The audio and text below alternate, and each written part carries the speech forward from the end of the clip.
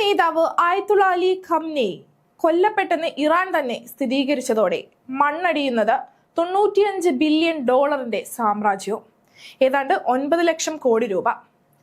1989 അന്നത്തെ പരമോന്നത നേതാവ് ഖോമേനി അന്തരിച്ചതിന് പിന്നാലെയാണ് ഇറാന്റെ സുപ്രധാന പദവി ഖംനേയെ തേടിയെത്തിയത്.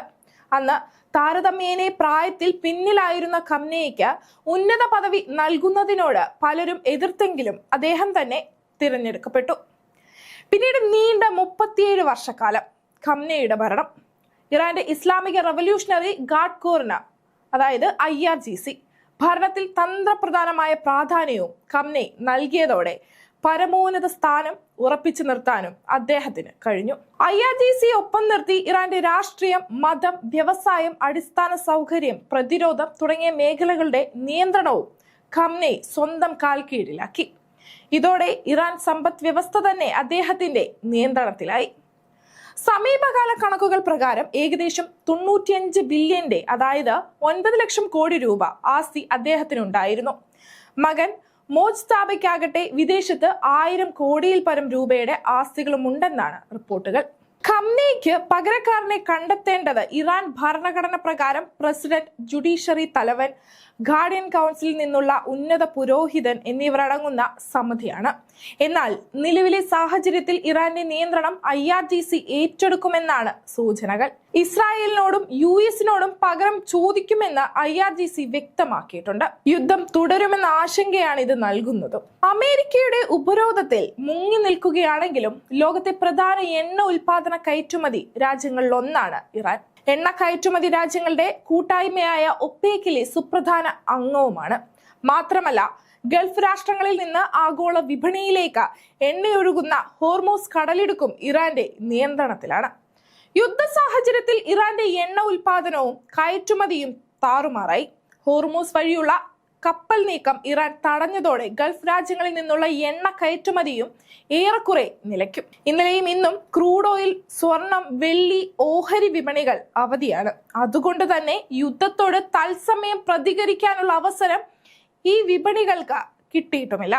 തിങ്കളാഴ്ച വിപണികൾ തുറക്കുമ്പോൾ എണ്ണവിലയെ കാത്തിരിക്കുന്നത് വൻ കുതിച്ചുചാട്ടമായേക്കുമെന്നാണ് വിലയിരുത്തൽ. നിലവിൽ തന്നെ ബാരലിന് 2.87% ഉയർന്ന $72.87 ബ്രാൻഡ് ക്രൂഡ് വിലയുള്ളത്. WTI ക്രൂഡ് വില 2.78% നേട്ടവുമായി $67.02 നിലവിലെ സാഹചര്യത്തിൽ എണ്ണവില $80 ഉടനെ ഇരച്ചു കയറുമെന്നും വൈകാതെ $100 കടക്കുമെന്നുമുള്ള നിരീക്ഷണങ്ങളുണ്ട്. യുദ്ധം പോലുള്ള സാഹചര്യങ്ങളിൽ ഓഹരി, കടപ്പത്രം, കറൻസി വിപണികൾ ഉലയും. ഇത് നേട്ടമാകുന്നത് സ്വർണത്തിനാണ്. ഗോൾഡ് ETF-നും സിൽവർ ETF-നും സുരക്ഷിത നിക്ഷേപം എന്ന പെരുമ കിട്ടും. കറൻസികളെ കൈവിട്ട് ലോകത്തെ പ്രധാന കേന്ദ്ര ബാങ്കുകളെല്ലാം കരുതൽ ശേഖരത്തിലേക്ക് സ്വർണം വാങ്ങി നിറയ്ക്കും. ഇത് വില കത്തിക്കയറാൻ വഴിയൊരുക്കും. കഴിഞ്ഞ സെഷനിൽ ഔൺസിന് $100 ഉയർന്ന $5278.1 രാജ്യാന്തര വിലയുള്ളത്. ഇത് വൈകാതെ $6000 എത്തിയേക്കും. വെള്ളി വില 7.6% മുന്നേറി ഔൺസിന് $93.72 എത്തി. വെള്ളി $100 കടക്കാനുള്ള സാധ്യതയും അതിശക്തം. പുതിയ അടിസ്ഥാന വർഷ പ്രകാരമുള്ള ഇന്ത്യയുടെ GDP കണക്ക് പുറത്തു വന്നത് വെള്ളിയാഴ്ചയാണ്. 7.8% ഡിസംബർ പാദത്തിലെ വളർച്ചാ നിരക്ക്. നിരീക്ഷകർ പ്രവചിച്ചതിനേക്കാൾ കൂടുതലാണ് ഇതെന്ന് മാത്രമല്ല, ട്രംപിന്റെ താരിഫ് യുദ്ധം ഇന്ത്യയെ ഉലച്ചിട്ടില്ലെന്നതിന്റെ തെളിവുമാണ്. 2026 സാമ്പത്തിക വർഷത്തെ വളർച്ചാ പ്രതീക്ഷ 7.4 നിന്ന് 7.6% ഉയർത്തുകയും ചെയ്തു. എന്നാൽ തൊട്ടു പിന്നാലെ US-ഉം ഇസ്രായേലും ഇറാനെതിരെ യുദ്ധം തുടങ്ങിയതോടെ GDP നേട്ടം കരുത്താക്കി. കുതിക്കണമെന്ന ഇന്ത്യ ഓഹരികളുടെ സ്വപ്നവുമാണ് തുലാസിലായത്. അമേരിക്കയ്ക്കും ആഘാതം, തിരിച്ചടി ലോക വിപണിയിലേക്കും. US-ൽ കഴിഞ്ഞ വ്യാപാര സെഷനിൽ ഡൗ ജോൺസ് സൂചിക ഇടിഞ്ഞത് 521.28 പോയിന്റാണ്. S&P 500 സൂചിക 0.43%, നാസ്ഡാക്ക് 0.92 പോയിന്റും ഇടിഞ്ഞു.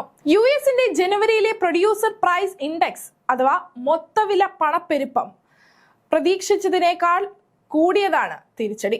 നിരീക്ഷകർ പ്രവചിച്ചത് 0.3%. കണക്ക് വന്നപ്പോൾ 0.8%. ഡിസംബറിൽ ഇത് 0.6%. രാജ്യത്ത് പ്രതിസന്ധി വിട്ടൊഴിഞ്ഞിട്ടില്ലെന്നതിന്റെ സൂചനയാണിത്. ഇതാണ് ഓഹരികളെ നഷ്ടത്തിലേക്ക് തള്ളിയതും ആഗോളതലത്തിൽ തന്നെ ഇതിന്റെ പ്രതിഫലനത്തിന് സാധ്യതയേറെ.